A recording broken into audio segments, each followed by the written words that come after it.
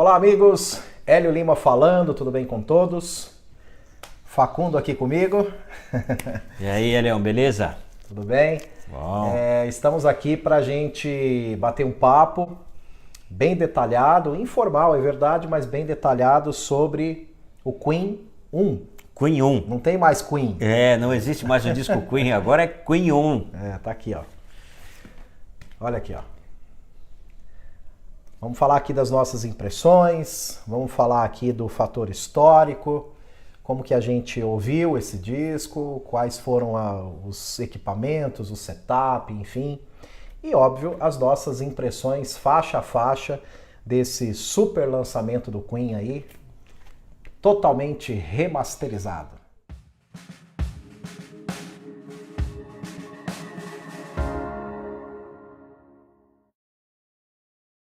Bom, Facundo, temos aqui alguns temas, a gente colocou ali até um roteiro, um ponto de partida, né? Sim, sim. Mas acho que seria legal a gente começar com um fator histórico e o Fred, nosso companheiro aqui de The Magic Talks, ele já deixou uma pergunta aqui para a gente começar esse vídeo já falando sobre isso.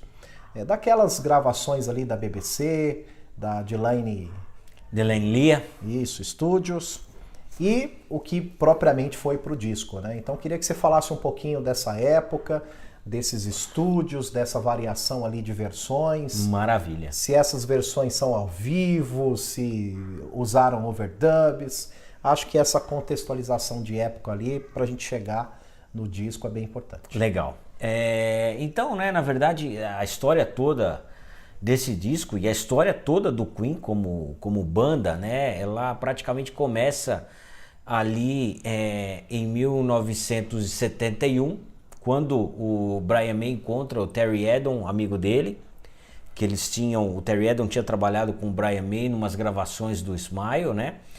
E o Terry Adom convida o Brian May para fazer um teste no estúdio Delaney Lia, que era um estúdio que estava sendo reformulado lá na Inglaterra, ele estava mudando de endereço, estava indo para Wembley, e aí o Brian May resolve aceitar o convite e ir com a nova banda dele, que era o Queen, gravar lá no Delaney Lia, gravar uma demo, né? Durante o processo de gravação da demo, eles foram visitados primeiramente pelo John Anthony, que era um engenheiro de som dos estúdios Trident, e depois pelo Roy Thomas Baker, também, que era outro engenheiro de som do Trident, que coincidentemente vieram ser os produtores do primeiro disco do Queen. Tanto o John Anthony, né, depois o Roy Thomas Baker, gostaram muito do que viram e resolveram falar com o Norman e o Barry Sheffield, que eram os donos do Trident, para convidar o Queen para gravar. Bom, posto isso, o que acontece, né? O Queen gravou uma demo no Delaney Lia, né? E parte dessa demo acabou sendo o embrião do disco que a gente vem aqui. O Queen gostou tanto do resultado da demo que ele queria usar as faixas gravadas no Delaney Lia no primeiro álbum. Os produtores, leia-se o Roy Thomas Baker e o John Anthony, foram contra isso, né? E no primeiro disco fizeram com que o Queen regravasse todas as músicas nos estúdios Trident, né? Exceto uma música, que é The Night Comes Down, que é a versão que tá no disco, né, lá desde 1973, é a versão do Delaney Lia, né? Inclusive, uma curiosidade sobre essa versão, é a única música em um álbum do Queen em que o John Deacon usa um Rickenbacker, um contrabaixo Rickenbacker. Por quê? Porque era o contrabaixo que ele tinha na época das gravações no Delaney Lia. Bom, colocado tudo isso, né, o Queen voltou pro Trident e gravou nas chamadas horas mortas do estúdio, né? Quando não tinha, o Trident era um estúdio muito requisitado na época, né? Quantas bandas que nós somos fãs e gravavam nesse estúdio? Vou fazer uma lista umas 30. Elton John, David Bowie, o clássico álbum de George Harrison, All Things Must Pass, foi gravado no Trident. Hey Jude, dos Beatles, foi gravada no Trident, né? E aí ficava algumas horas em que você não tinha bandas ali para tocar, e aí o Queen aproveitou todo esse espaço para poder gravar o primeiro disco dele. Além disso, uma pergunta interessante aí do Fred, né, é em relação às gravações da BBC. Sim. O que eram as gravações da BBC, né? Eles pegavam a matriz, provavelmente a matriz do Trident, levavam para o estúdio da BBC e muitas vezes faziam alguns overdubs, seja de voz, seja de instrumento, mas a base eram as gravações do Trident, tá? As gravações... A BBC veio depois. Então. Veio depois, exatamente. Perfeito. Exatamente. E aí o resultado que nós temos é esse disco, né? Primeiríssimo do Queen, que nós ouvimos aí a vida inteira, né? Exatamente. E essa vida inteira o próprio Queen reclamando do disco, né? Qual que foi a treta aí, Facundo? O Roger Taylor detestava o som da bateria, né? Falou isso várias vezes. Falou isso várias vezes, porque ele não conseguia ter a definição da sonoridade das peças da bateria dele. Ele reclamava que era uma coisa só. Isso, segundo os engenheiros do Trident, estava relacionado muito à questão de microfonação da bateria. Em linhas gerais, né, o Queen não ficou contente com o resultado e eles chegaram pro Roy Thomas Baker e falaram: ó, a gente não está contente com isso, né? E o Roy Thomas Baker falou: não, fica tranquilo que a gente corrige tudo na mixagem. Você errou. E não foi corrigido na mixagem. Então esse foi um disco, né, que o Queen realmente não sempre criticou a maneira como ele foi feito, né? E no final, no frigir dos ovos, tudo isso, leia-se pelo seguinte, né? Tudo isso ocorreu por quê? Por uma questão de orçamento. Como a gente acabou de falar, o Queen era uma banda nova gravando nos horários mortos do estúdio e a Trident Productions, né, e consequentemente depois a EMI, não resolveu colocar muito dinheiro no processo de gravação e produção do disco. Uma banda está começando ali, sem cronologia, sem história com eles. Exatamente. Né? Um investimento compatível ao que a banda apresentava até o momento. Era uma aposta, né? Na verdade, então eles resolveram, era uma aposta, eles não resolveram gastar tanto dinheiro em algo que era uma aposta na época. E eu acho que talvez seja esse todo a mística e tal do Queen realmente não ter gostado muito da produção do disco. E que a gente vai chegar lá, né? E que a gente, ouvindo agora, né? A gente percebe que realmente, assim, ele não retratava o que era o Queen na época, né? Assim, a questão de produção acabou deixando a desejar muito em mostrar o que realmente era o potencial que a banda tinha na época. O Queen tinha muito potencial na época, assim, a gente percebe diversas nuances, né, da banda tocando, que realmente eles tinham muito potencial. Eu acho que o principal ponto, né, é o seguinte, né, o Queen tinha uma das coisas que mais diferenciava o Queen de diversos artistas aí, né, é a questão, um negócio chamado dinâmica, né. O Queen sempre teve isso de uma forma muito latente, né? A questão muito acentuada, né? Muito acentuada, a questão de aumentar volume, baixar volume, realmente chegar com, como a gente chama, com o pé no peito, dar aquela... Os picos, os vales. Os picos e os vales, isso. E aí, né, nesse disco, né, até tudo então... ficou flat, né? Tudo ficou flat. Isso. E inclusive no Queen 2 tem muito dessa dinâmica. Exatamente. No Queen 2 a gente já consegue perceber isso aqui. E nesse disco ficou tudo muito flat, né? A gente não consegue perceber muito chapado, né? Muito... uma parede sonora. Exatamente, né? Exatamente. Os anos foram passando e o Queen foi relançando o seu catálogo em novas versões, com áudio revisitado, remasterizado também, com cuidado meticuloso aí com os detalhes. Em 2011, né, o Queen completava 40 anos de existência e eles resolveram relançar todo o catálogo, né, em CDs, né, com os álbuns remasterizados, com alguns extras. Todos os discos tinham extras aqui, né? Coincidentemente, no caso desse álbum aqui, o extra era as gravações do Queen no estúdio Delaney Lea, né? Então ela estava toda aqui. Aquelas gravações que eu comentei com vocês no início do vídeo, né? Elas estão aqui no relançamento de 2011. E aí, gente, uma coisa muito interessante, né? Foi feito todo esse trabalho, foi feita a remasterização, mas nessa remasterização percebe-se muito que houve uma preocupação em limpar o disco, né? Quando eu falo limpar, o que eu quero dizer com isso, tá? O Trident, né? Lá no início dos anos 70, ele tinha algumas características muito peculiares, né? Ele tinha um sistema de gravação, né, que era chamado Trident Range A e Range B, ou Range A e Range B, enfim, né, que foi desenvolvido por ele, um sistema de mixagem, na verdade uma mesa de som desenvolvida pelo Trident, né? Ou seja, uma assinatura do estúdio. Exatamente. E essa assinatura do estúdio, ela era uma assinatura ela carregava para as gravações muitos ruídos, né? E aí, com o lançamento nessa remasterização, o Queen se preocupou muito em dar uma limpada, em retirar alguns desses ruídos indesejáveis. E né? conseguiu, né? E conseguiu, exatamente.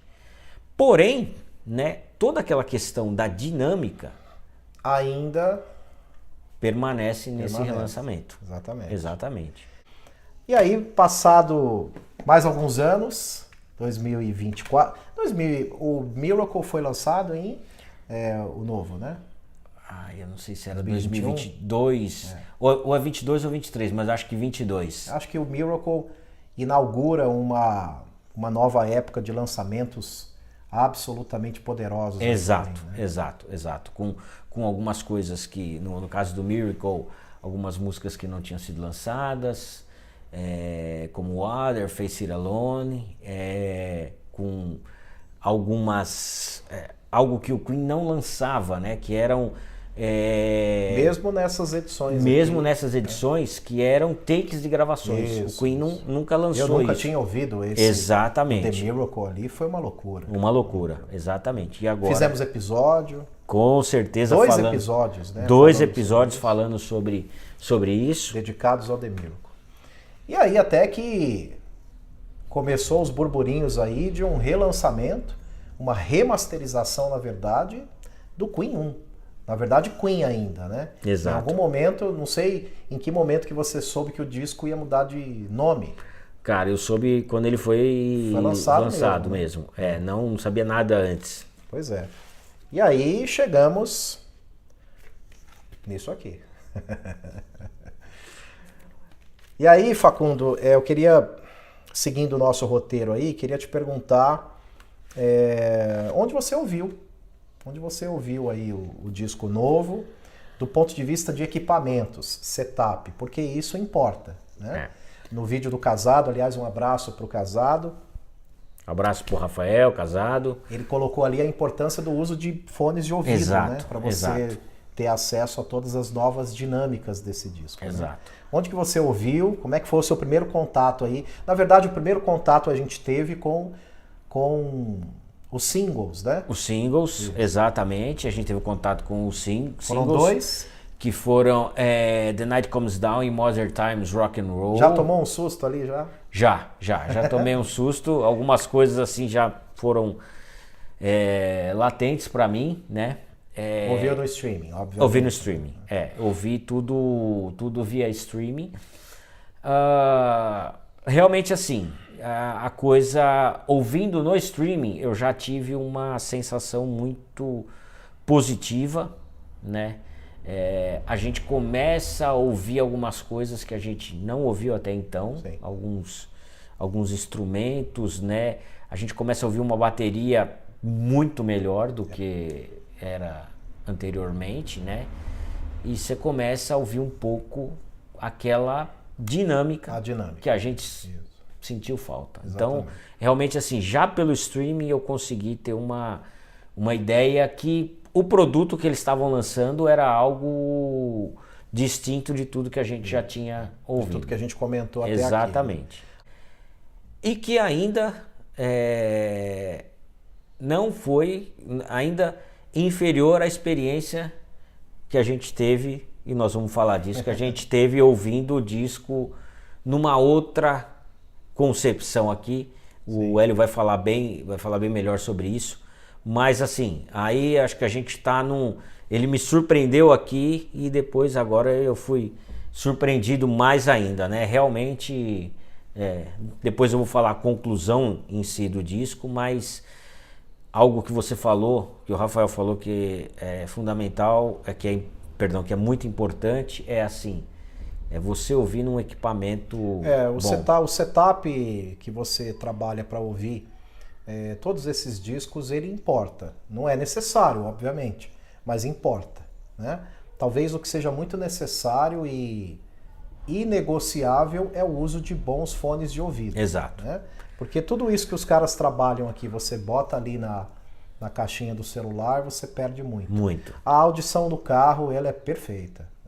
É um dos lugares mais apropriados para você ter acesso a todas essas dinâmicas aí do disco. Eu ouvi no carro, eu ouvi no streaming, eu usei fone de ouvido e aqui eu tenho um setup que inclui o uso de um equalizador. Vou pedir para o Fernando colocar aí na edição do vídeo. Esse equipamento ele acentua muito o uso ali das frequências, grave, médio e agudo. E onde ele onde ele traz ainda mais essa questão da dinâmica.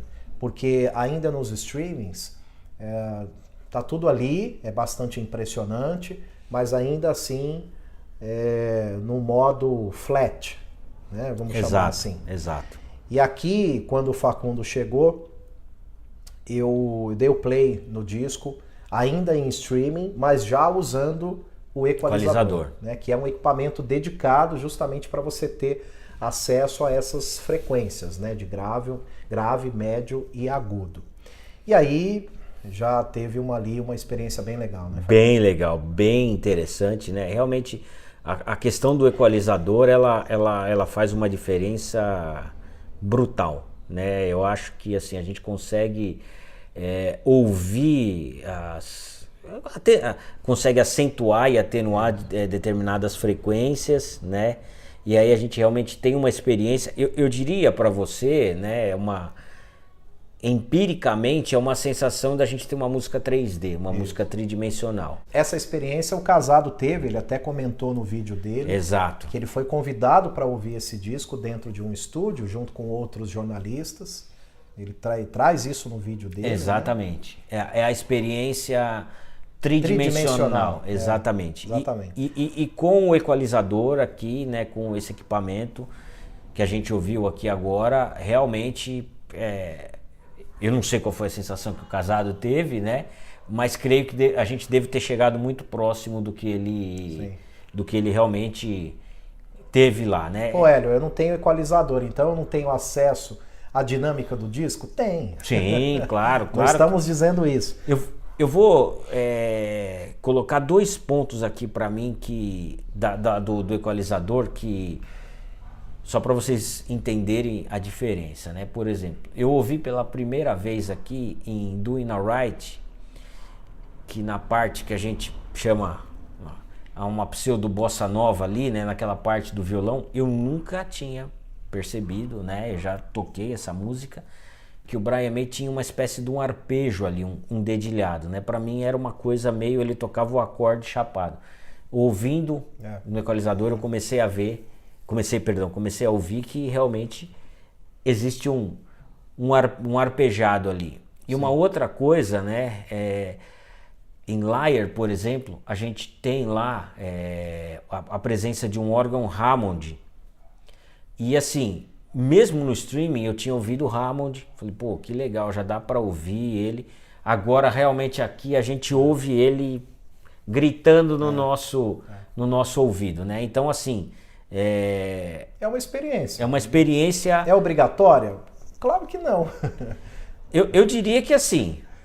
Se conseguir ter acesso é bem legal. Exato. Eu vou até mudar um pouquinho, cara. Eu acho que assim, para quem gosta de música, tal, não é obrigatório. Mas pra gente que é fã do Queen, que é chato, que gosta de ver detalhes, é obrigatório porque realmente, você começa faz muita diferença. Mas eu vou comprar um equalizador?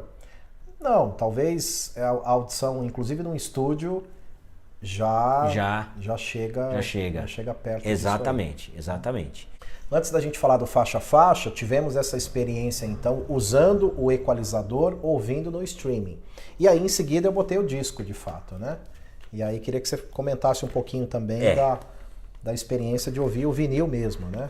Aí realmente é uma experiência mais interessante ainda, né? Porque o vinil, né, é gozado que a gente vai um pouco num contrassenso, né? Porque a gente fala lá que, por exemplo, em 2011 eles deram uma limpada no disco, né? E aqui, a gente além de ouvir essa experiência tridimensional, né? A gente tem uma sensação nítida de estar no estúdio, de ouvir aquela sujeirinha ali, porque o sistema analógico, ele propicia isso pra gente, né? Então a gente novamente, além de ter essa experiência tridimensional, a gente começa a ouvir aquela sujeirinha ali do Trident de novo, né? Muito, realmente, ainda, eu diria para vocês, para você, Hélio, que para mim ainda é a melhor experiência de todas, além da questão do equipamento, é ouvir o equipamento no vinil. Aí realmente faz uma grande diferença. E não é nenhuma questão de, o que é melhor então? O streaming, o CD, o vinil. Não é uma guerra de formatos, né? São experiências bem específicas, bem diferentes e que eu creio que para esse disco fazem toda a diferença. Exato, né? Exato. É um disco que quanto mais você tiver acesso a essas dinâmicas todas, mais você chega próximo ao que o Brian May e o que o Roger querem passar ou quiseram passar com o relançamento. Exatamente. Eu acho que assim, primeiro de tudo, como eu falei, né, o Queen é uma banda que privilegia muito essa questão das dinâmicas, né? Então acho que esse é um ponto importante, né? E aqui realmente, né, é uma coisa muito interessante, porque depois desse lançamento, depois da gente ouvir aqui no vinil com o equalizador e tal, né? Eu tinha comigo assim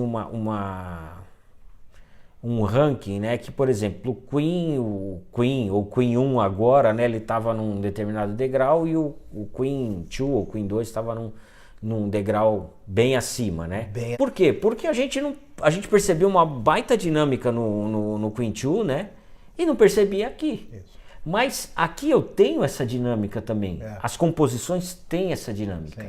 Só que elas não apareciam por causa da produção.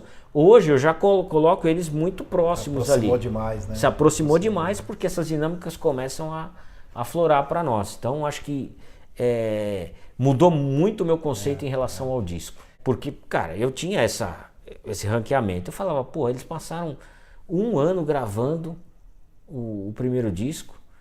Cara, e o disco ficou aqui. Pô, aí, né... É lógico que isso é uma polêmica, né? Dizem que eles ficaram 1 mês gravando o segundo disco, quando a gente sabe que não foi bem 1 mês, né? O core, o grosso do disco levou 1 mês para ser gravado. Eu falei, pô, os caras ficaram 1 ano e o produto foi esse, e aí com 1 mês... Bem menos tempo. O que aconteceu aqui, né?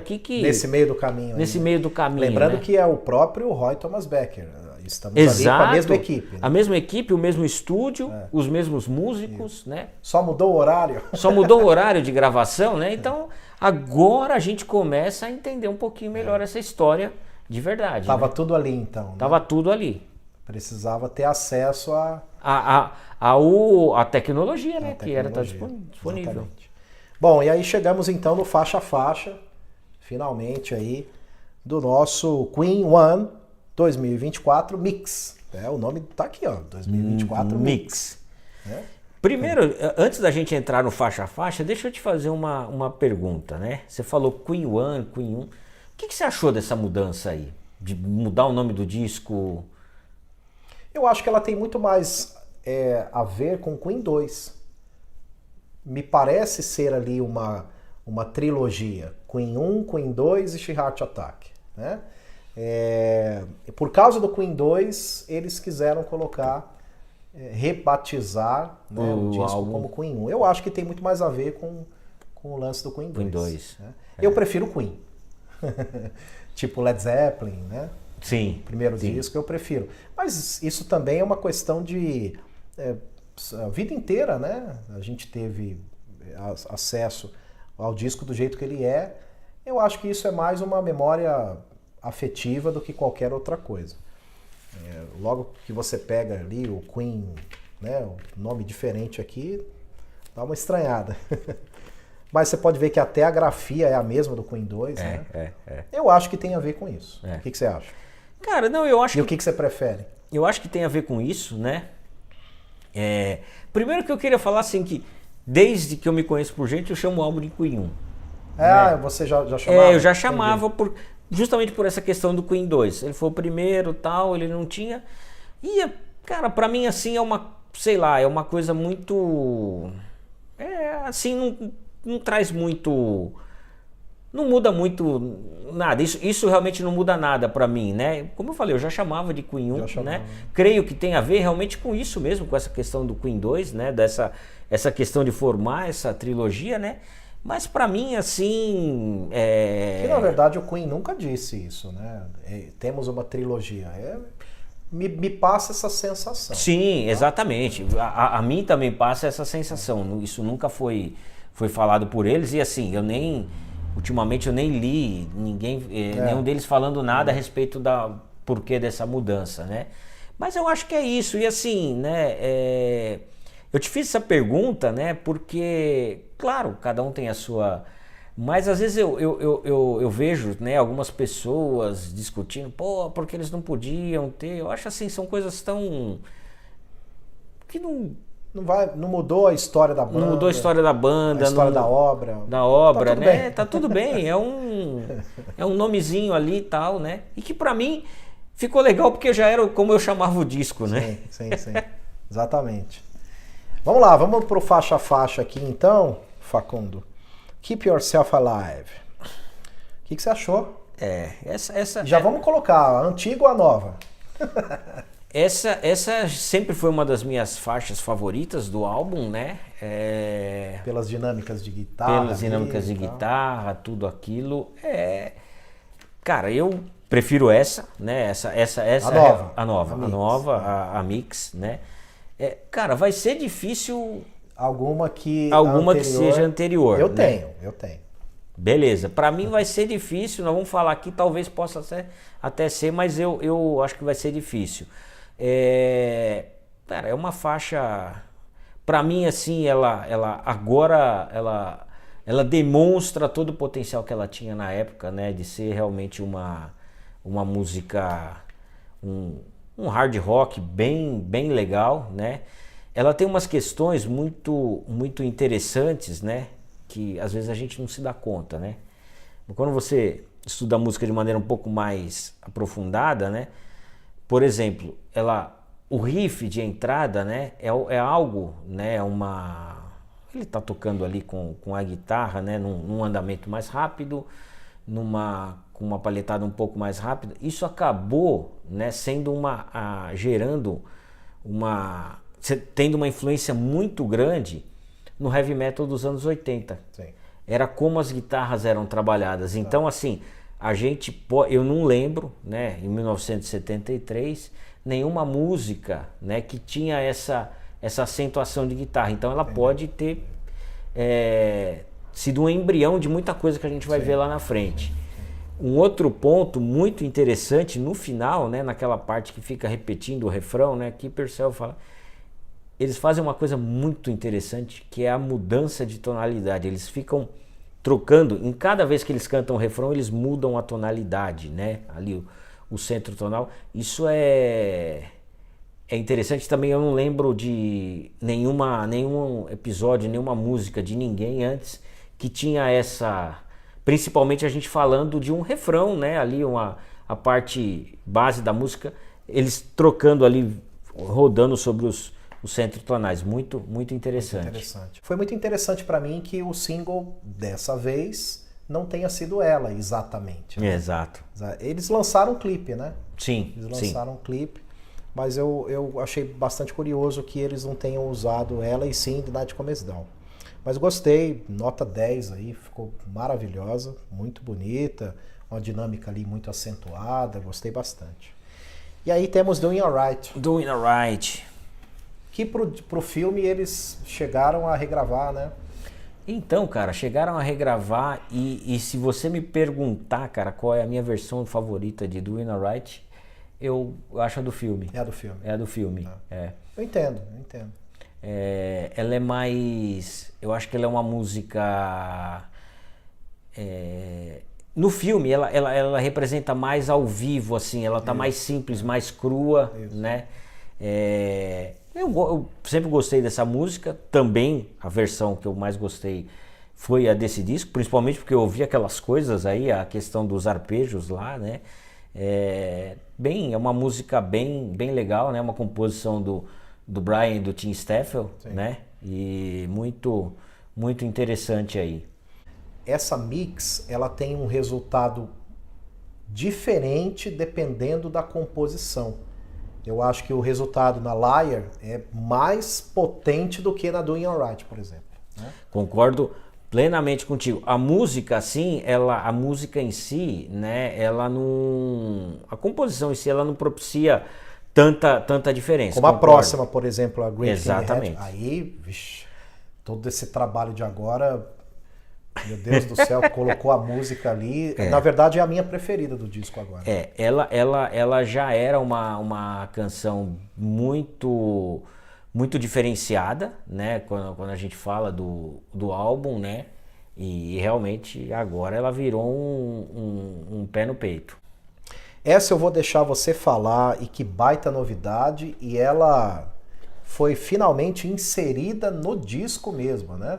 Tem bastante coisa para falar dessa música, por favor. Mad the Swine, né? Você gosta dela? Ah, cara, eu acho assim, é uma música... Não vou dizer que eu não goste, né? Mas assim, eu acho que ela não agrega muita coisa ao álbum, né? Ela foi gravada inicialmente nas sessões do álbum, né? Ela estava programada, né? Tava mesmo? Ao que se conta, ela estava programada, o Queen queria colocar ela, mas o Roy Thomas Baker foi quem cortou, porque ela trazia uma temática gospel, né? E já tinha Jesus lá, então ele falou, ó, vocês têm que escolher uma das duas aqui, e aí acabou cortando Mad the Swine. É uma música legal, é uma música interessante. Se a gente pensar, agora o álbum tá do jeito que o Queen queria, faz todo sentido, ela tá aí. Mas assim, eu não tá entre as minhas favoritas, né? E aí até um ponto interessante, né? Queria que você falasse também aí, né? Que ela teve alguma coisa relacionada à edição que ela já entra, tem um pequeno corte aí no... tem duas questões nessa música. Primeiro, o corte ali inicial, ele tá incorreto, sempre esteve e não foi corrigido. Então, chegou ali muito próximo à primeira entonação ali de voz que ele traz, né? E o Casado trouxe no vídeo dele, maravilhoso o vídeo do Casado, dizendo o seguinte, eu concordo, eu prefiro a versão de 2011.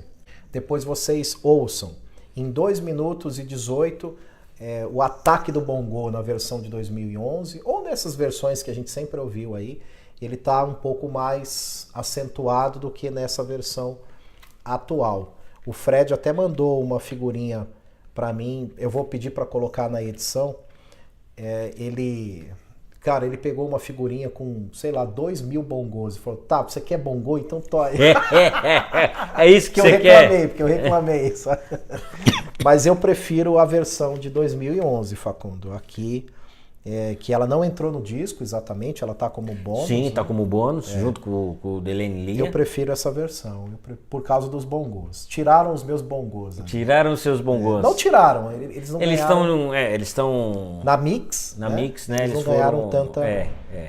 E cê tem um ponto interessante do que você falou aí, né? Que... um abração pro Fred aí, né? Ele falou, vou mandar um monte de bongôs, né? É que quando a gente é músico e tal, cara, tem algumas coisas que para algumas pessoas são muito insignificantes e pra gente tem uma... Absolutamente sine qua non. Exatamente, isso faz... eu confesso pra você, como é uma música que nunca me chamou tanta atenção, eu não lembro exatamente desse detalhe. Eu vi o vídeo do Rafael, mas assim, eu não parei pra fazer essas análises aí, essa análise em cima do Mad the Swine. Então... Pô, e o Casado é baterista. Não, aí então, mexeu no departamento dele. Mas eu gosto da música, tá? Eu acho bem legal. Não sei se eu gosto dela no posicionamento ali aqui no disco, que aliás fez a minutagem do disco aumentar, né? Exato. O disco tá maior agora. Exato. Mas tem esses dois apontamentos aí. Bom, My Fairy King. Essa é sem dúvida nenhuma, é a melhor música do disco. É uma das melhores composições aí do álbum, né? Realmente, como o Brian disse em algumas entrevistas, né? A gente vê o Freddie Mercury trabalhando no seu potencial máximo, né?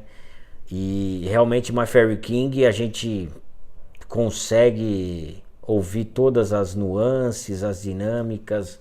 Agora aqui um monte de coisa diferente que a gente não ouvia, né? Realmente ficou um negócio bem interessante. My Fairy King realmente é uma baita música. E aí? Eu prefiro a anterior. Eu acho que o aspecto de soar ao vivo, que é o que tanto dá a direção para esse disco novo, para My Fairy King, a anterior ela já traz uma sensação mais de estúdio mesmo, né? Sim. De novo, essa nova mix, ela cai melhor ou pior dependendo da composição. Então você pega porradas como... Não vou nem citar as que a gente já não falou, que a gente não falou ainda, tá? Mas você pega algumas porradas aqui como Great King Hat, isso fica muito acentuado, muito visível, muito potente. Para mim não é o caso de My Fairy King, eu prefiro a versão anterior.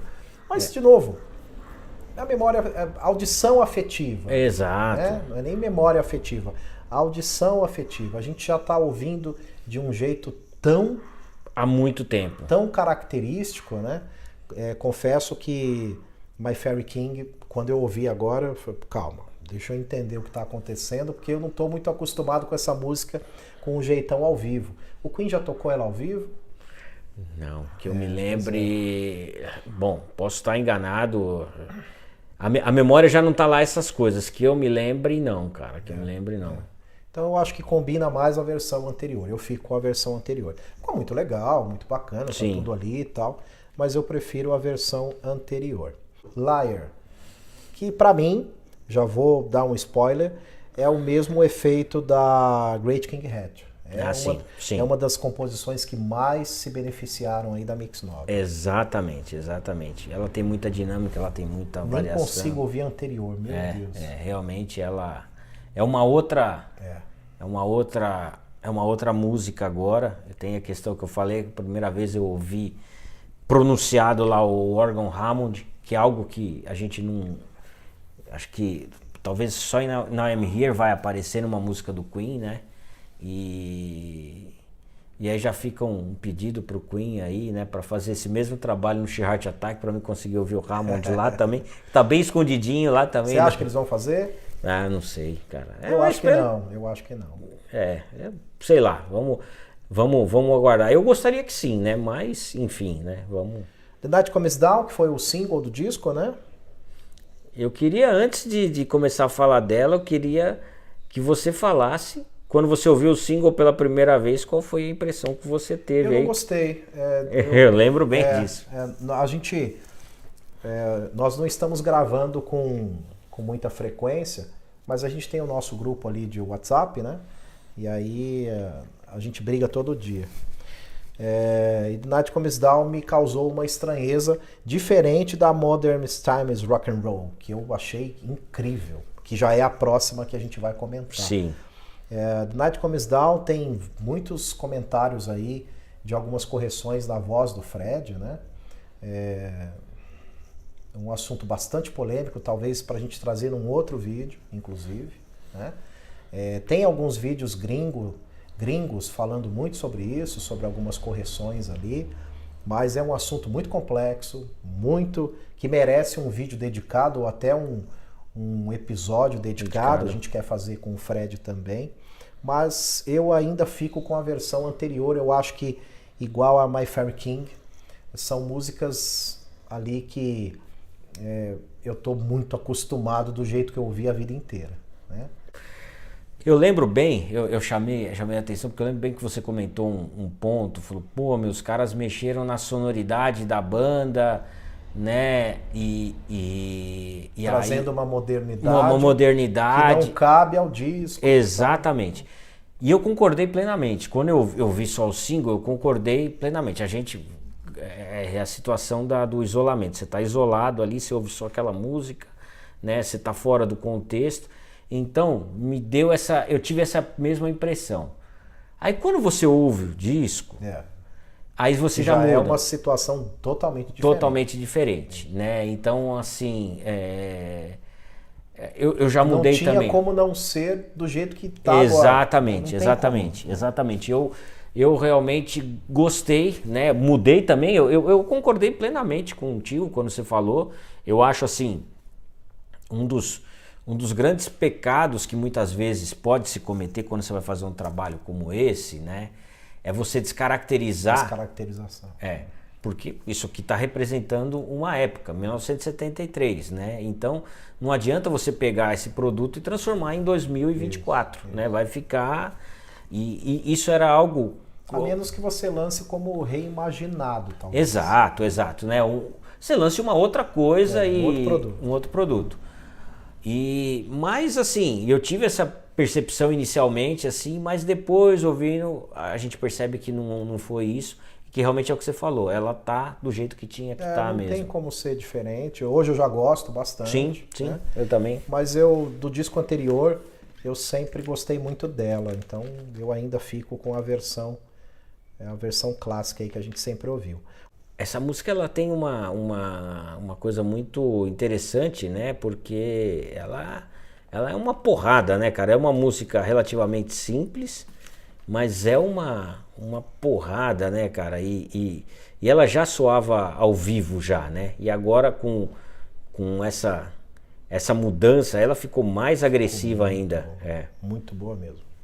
Bacana, Trabalho do Roger ali, que ganhou muito com a mix atual. Gostei bastante. O Casado não tinha lançado o vídeo dele ainda, eu não aguentei, mandei mensagem de madrugada para ele. Eu falei, nota 11 de 10. Gostei muito dessa música. Muito legal. Son and Daughter. E aí? Legal. É uma música que, na minha opinião, se beneficiou bastante desse recurso, porque ela já era uma música bem pesada, música ao vivo, com característica de música ao vivo. Tem as dinâmicas. Né? Gostei bastante, prefiro essa daqui, é uma música que eu gosto bastante, né? E, enfim, ela é bem... Nunca gostei muito da composição em si, mas prefiro a atual. As dinâmicas estão ali, tudo certinho, né? Jesus, que também é uma das que se beneficiaram da mix. Sim. Atual. Sim. É a sua preferida também, né? Sim. Desse disco, com certeza. A mix atual. E Seven Seas of Rhye, que...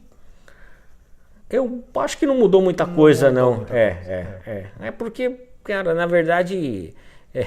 O Queen teve um problema com essa canção, que ele lançou ela no Queen 2 completa, né? E toda vez que remonta para nós, a gente pensa naquela lá, né? Aqui ainda acho que um esboço do que ela viria a ser, né?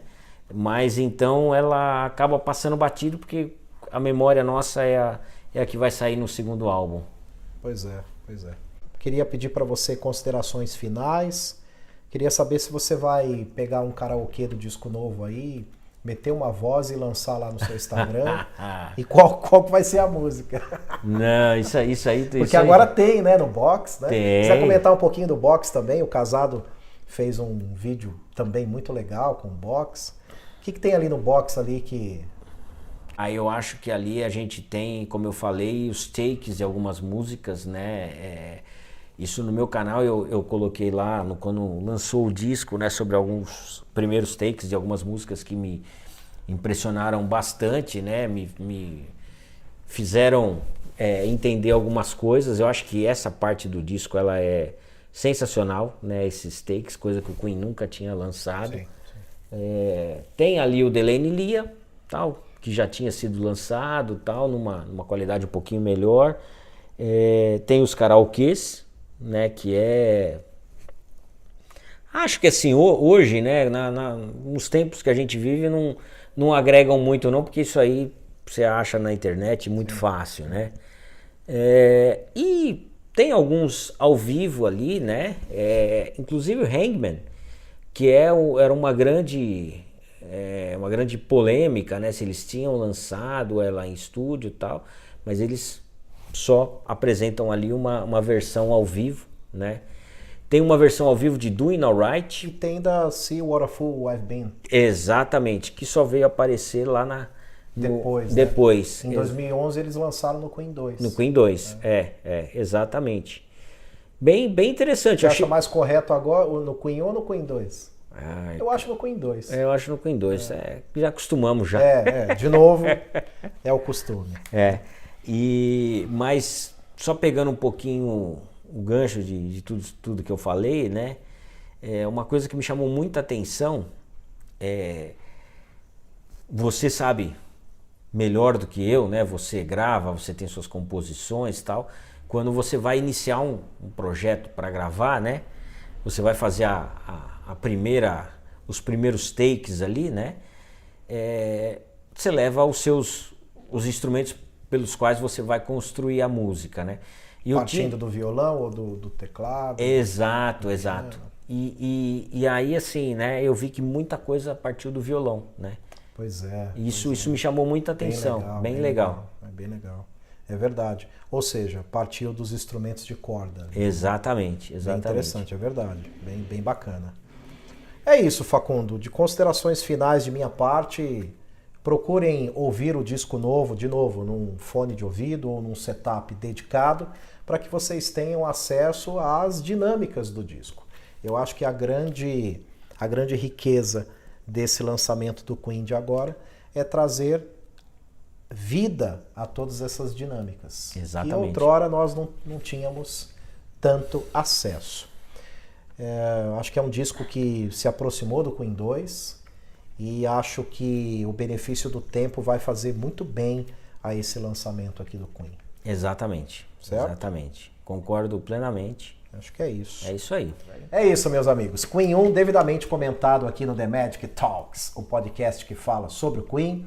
Obrigado a todos. Se inscrevam aí no canal e acompanhem o Facundo, que está lançando vídeos diários, inclusive ali no Instagram. No Instagram, então, eu tenho ali vários vídeos ali no meu Instagram falando pílulas ali de coisas relacionadas ao Queen, de gravações e tal. Tenho feito alguns vídeos no meu canal também, né, com uma abordagem mais voltada para o lado musical, né. Essa sempre foi a minha paixão em relação ao Queen, estudar um pouco os aspectos musicais ali. Então sigam lá Marcelo Facundo no YouTube e Marcelo Facundo Música no Instagram, que tem sempre coisa legal relacionada ao Queen aí. Maravilha, The Magic Talks, o podcast que fala sobre o Queen, vai aparecendo aí. A gente não gosta muito de agenda. Mas de vez em quando aparece uma coisa bem legal aí. Vai aparecendo aí e agora apareceu. Tá bom, gente? Um abraço a todos. Valeu. Valeu. Queen One.